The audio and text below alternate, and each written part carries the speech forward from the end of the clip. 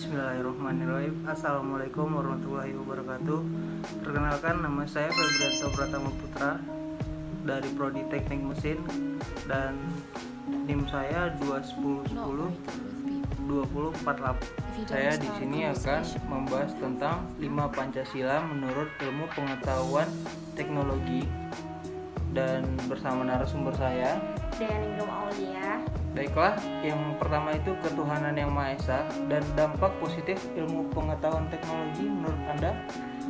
Sila pertama kan ketuhanan yang Maha Esa. Jadi dampak positif menurut saya sekarang karena adanya teknologi semakin canggih, maka seseorang yang ingin membaca Al-Quran tapi lupa membawa Al-Quran, sehingga mereka bisa membuka smartphone-nya mereka.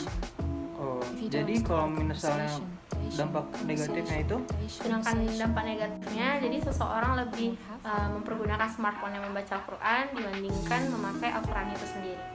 Oh, sila kedua yaitu kemanusiaan yang adil dan beradab.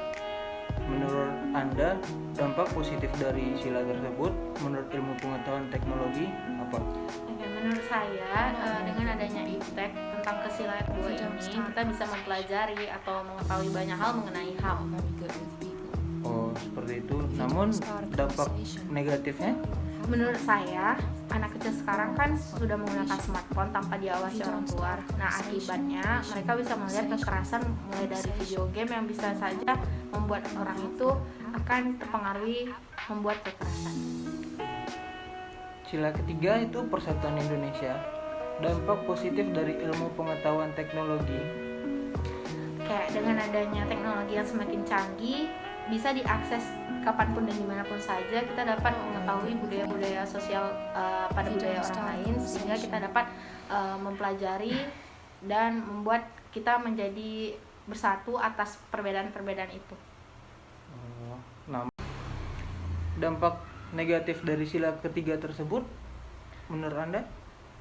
Menurut saya, dengan adanya iptek tadi, dampak negatif yang terjadi pada sila ketiga dapat membuat seseorang membullying atas adanya perbedaan atau dari unsur sara dari media sosial itu sendiri.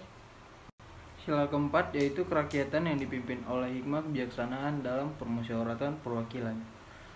Dampak positif dari ilmu pengetahuan teknologi menurut Anda? Setiap orang kan mempunyai kebebasan dalam menggunakan iptek. Nah, dengan adanya kebebasan itu, kita harus juga saling menghargai, kemudian saling menghormati juga. Selain dampak positif yaitu ada negatif. Menurut Anda dampak negatifnya itu gimana? Kalau menurut saya dampak negatifnya dari adanya kebebasan menggunakan iptek tadi, ya ada beberapa orang merasa sakit hati atas sarang atau kritik yang tertuju pada dia. Oke, terima kasih. Selanjutnya sila kelima yaitu keadilan sosial bagi seluruh rakyat Indonesia.